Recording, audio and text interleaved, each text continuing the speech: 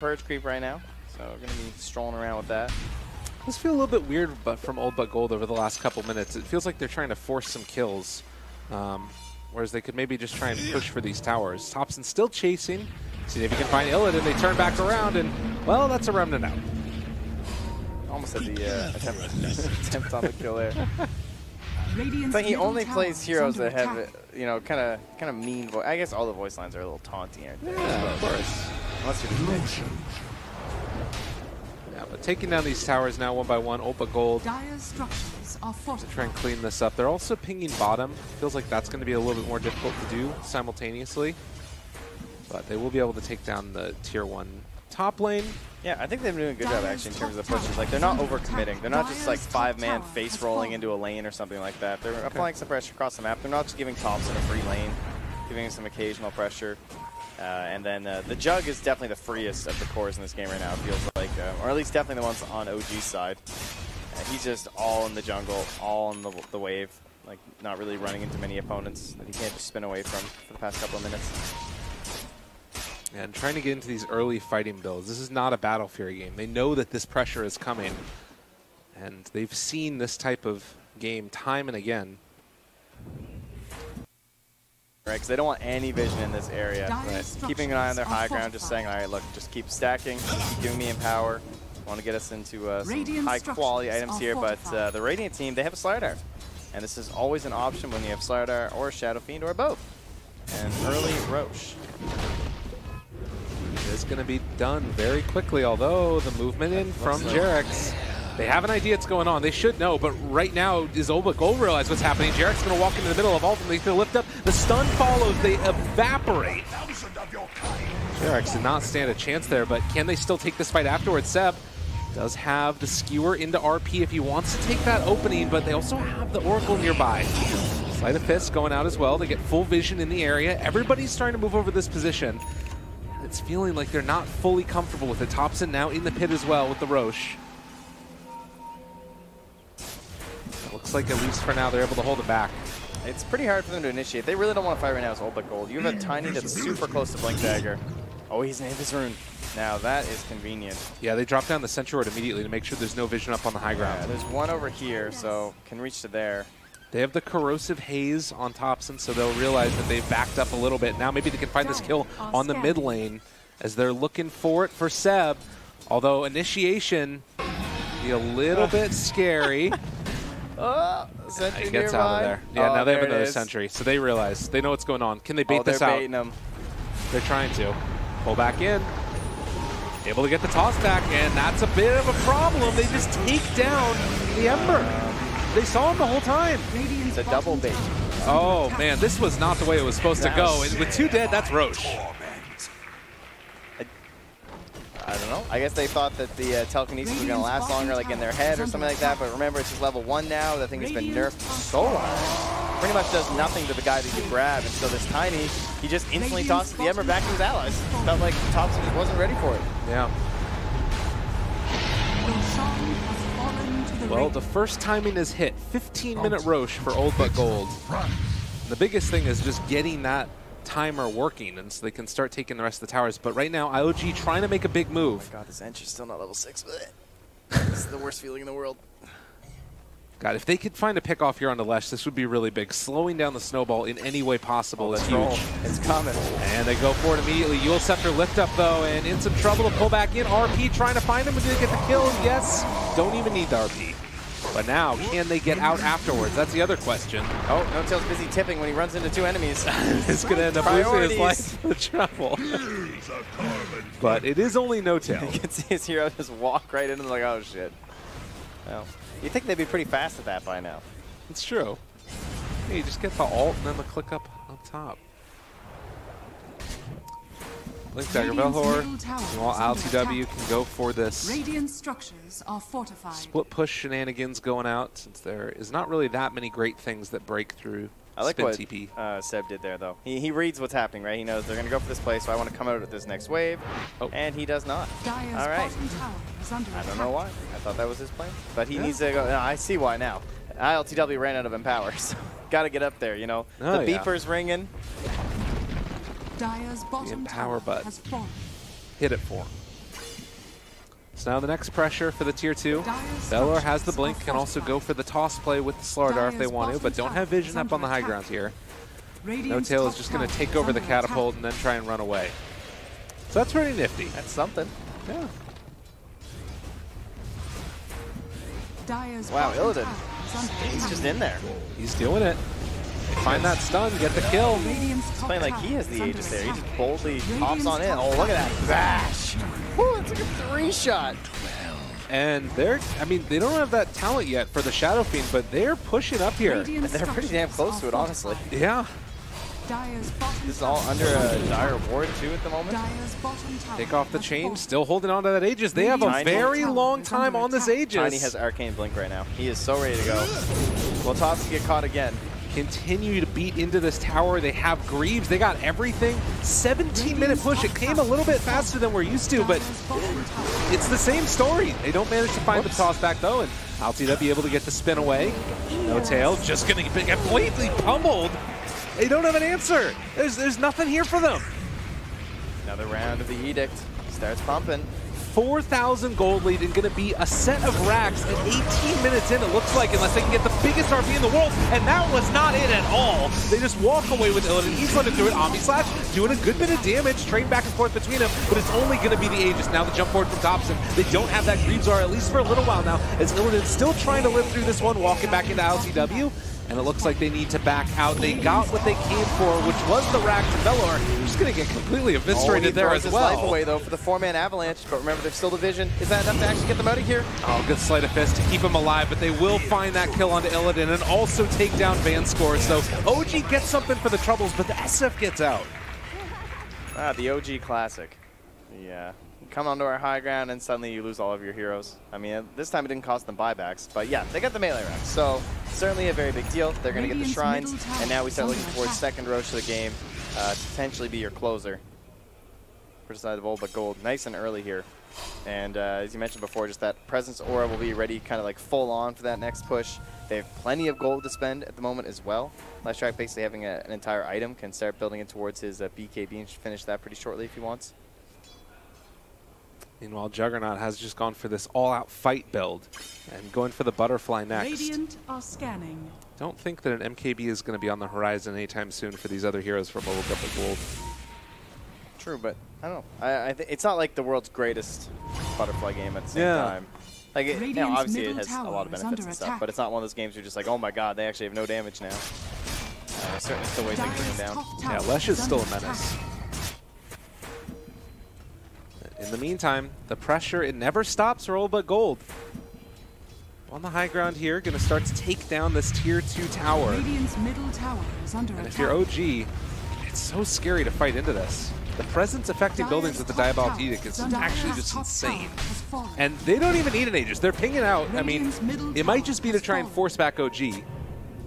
But they could fully commit here a little bit. A little bit scary. Valhor gets the toss back. It's only on a no-tail, but he will die very quickly.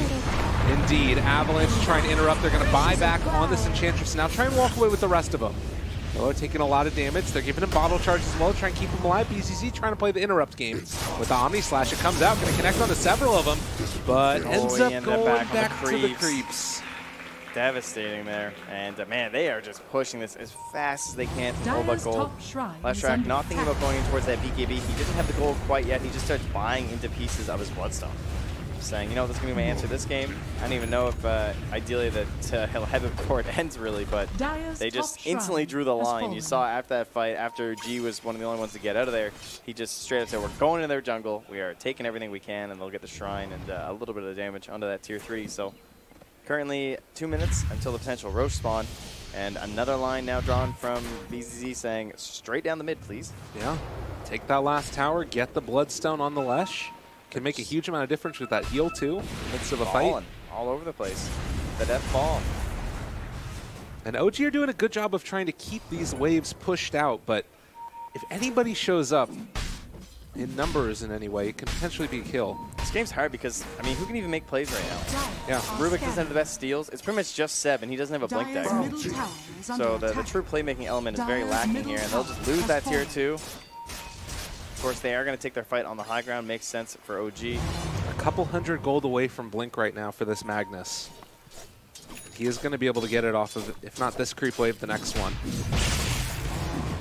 So making a very big difference here in the next fight that could come around the Roche pit. We'll have to wait and see how long it is until he does respond. But Bloodstone done for Lesh. The smoke up now coming from all but gold.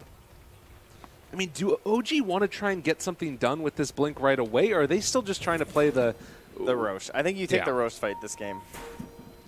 I don't think you want to try and fight them on your high ground, because the best counter to this RP and like this, you know, we only have one hero that can make the play. The best counter in the world is Aegis. Right. And in that regard, Cheese too, if you don't manage to 100-0 them. So fighting them in the pit is likely going to be more beneficial for you than trying to take them onto your high ground.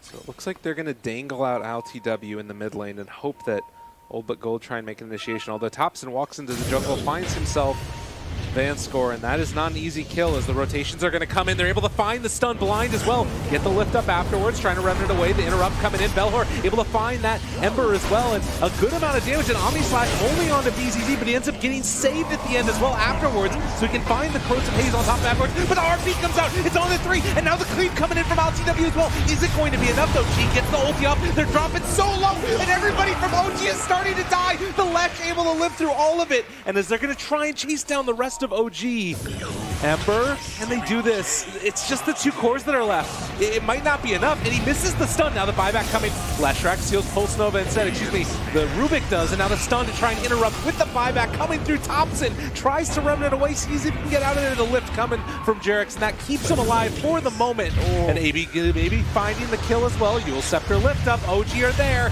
and they're trying to take that Illidan. They take him down indeed. This could be a dieback for the Slaughter as well as they keep the chase coming. But he manages to back away. Oh, man. And being up means they might try something bold here with this Roche, because guess what? It's a very fast one. Just going to be up here in a few seconds. They have one observer left on Van Score if they want to try and get a little bit more vision in this area. But, man, what a great battle from OG. They take a fight, much needed, outside of their base. Put the pressure on Old Gold, force them back to their own side of the river, get a little bit of breathing room here. And now are in a much better position to actually take that Roche fight. Man, that Requiem getting off there and all of the magic damage that comes. Yeah, it almost looked a lot better, eh? Yeah.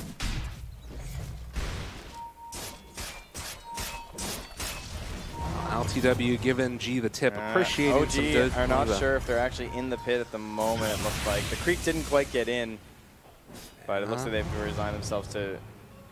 Yeah, they're not sure. They don't know if this is just a tiny in here. They will realize it is, but they also now know Roche is up. And everybody pretty aware of what's going on. Illidan reveals himself, has the Oracle behind him. Stun is going to connect.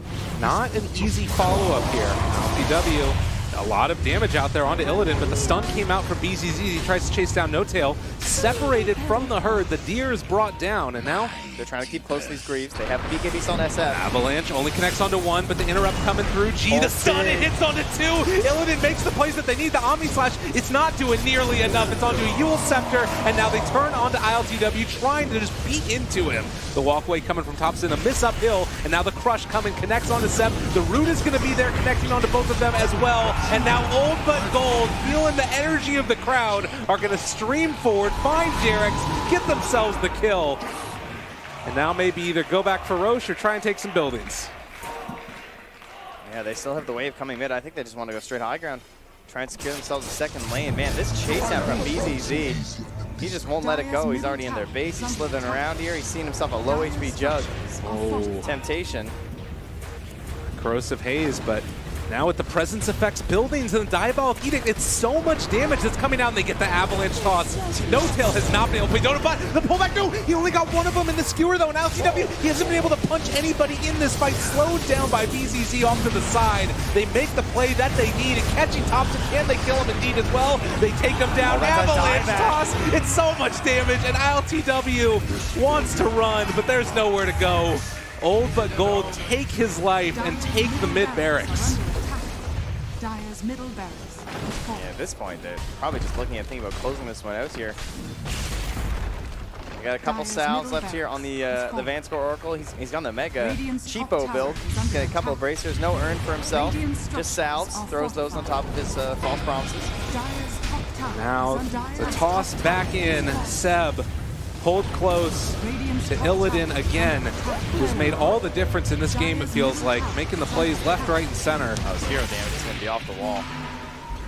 They will eventually take the last set of racks as they get the Abatos combo onto Jerex. And Old But Gold looking good in this game at #1 of the elimination match here. Mega creeps. Dire's top barracks has fallen. Radiant's top OG, tower well, they is have the under attack. Magnus. OG do love themselves a good comeback, but I don't know if I'd want to be trying to take this one. Yeah, I love winning, says No Tail. Well, they haven't given up. No. Spirits are something. Well, either way, if you guys forgot after all that, Roche is still up with the Aegis, with the Cheese, and this is the one that's really going to steer this game for OG. Very unlikely that Old But Gold will be able to lose this one. I think OG kind of stuck inside their base. Invisibility. Just going to start calling them both OG. I think I've done that several times. Hey, why not? I think the crowd was even cheering OG. Were they really? Either that or OBG. But It's like I don't that know. scene in True Sight where they didn't realize that they were cheering against them. Oh, man. Well, Aegis Cheese, time to party. And OG, they've still got the big RP. They've still got a very farmed Juggernaut. But we saw in that last fight that it's difficult for ILTW if it almost feels like he needs a blink or something else to like get in there after and follow up immediately after the mag. Going for the BKB, in fact. He walks forward, trying to bait this out. Counter initiation play could come. They find the crush, and the Abatos, does he die? They bring him down, he buys back, but there's no follow-up to this damage coming out. They're just going to be able to pop the Greaves, turn and try and fight. So much AoE damage. Omni Slash comes out. It's on to BZZ and Velour, and not nearly enough as they find the toss onto LTW. Still starting to bring them down a little bit low, and oh, geez, living through this one. They take down the healing ward, turn onto LTW. OG might be able to pull this one back. Seb able to create a little bit of space and skewer away. So they spent so much time on him, but now with G back alive and Illidan trying to chase down Thompson, looks like he might eventually fall to the one last raise of Nevermore. Yeah, the creeps are in the base, And the last track, GG. the Shadow Fiend, and yeah, why don't we just take away the armor of this here Tier 4 Enthroned. Beautiful game here from Old But Gold. Had a strategy, had a very clear plan, and execution, right? Yeah, very well done. And the crowd approves. They played very well. I think Illidan, to me, was the one that stood out as the most impressive. Get ready for gold. There you go. They weren't ready. OG were not prepared for the gold. I think, yeah, Illidan for sure. I mean, BZZ, honestly, on this Slardar was crushing it this game. Quite literally. He was constantly getting two-mans. He was the big initiator they needed every time. It was reminiscent of really the old days where we used to see Slardar back in that off-lane role. And nice to have it back here with us a few times as of late. So what is even the plan now, honestly? If you're coming into this as OG in these first phase bans, do you actually just straight up get rid of the Shadow Fiend? I mean, I don't know, right? That's the thing that's so... if you're Old But Gold. No, you'd love to have your Shadow Fiend again. Totally. I mean, they've tried the Shadow Fiend, they've tried the last track. Both have hit and miss, I suppose. But, oh God, Velour, by the way, is like the best support Tiny. I know I didn't get to mention it much this game, but he makes this still look completely broken, even when the hero has one less skill now. And if anybody was missing the games that happened earlier in the tournament, like tossbacks happening without constantly. blink daggers over and over and over again, that's what got him to this position. I feel like OG have just been not so much hit or miss in their play. I feel like they played pretty well this game, honestly. It feels like it's just the drafts to me are just like, sometimes I see it, I'm like, oh yeah, I get it. Yeah. And then I see it and I just go, what was this Ench doing? That's I don't true. know. Obviously, they say they have their own ideas about the game, and so that's kind of the whole point. Right. They see some power in this. This Ench, of course, is one of the more signature ones they even have, but it felt like it wasn't really countering that much. Going into a foray of spells, they were going to eat her alive, and she was really the true Bambi that game. Bambi's mom, maybe. So with that, we're going to go They'll both die eventually. It's fine. No. With that, we're going to go to a Spoilers. quick break, ladies and gentlemen. Let's see what the panel had to say about that one.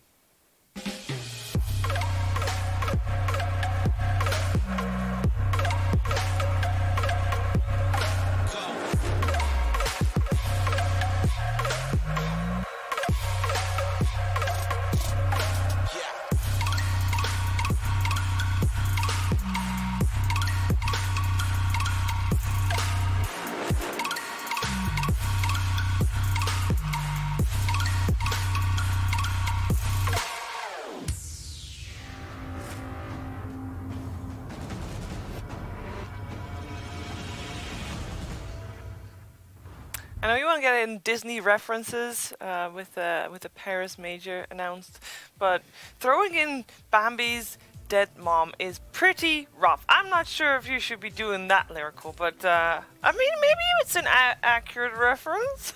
I mean, you can say it if you don't want to get invited.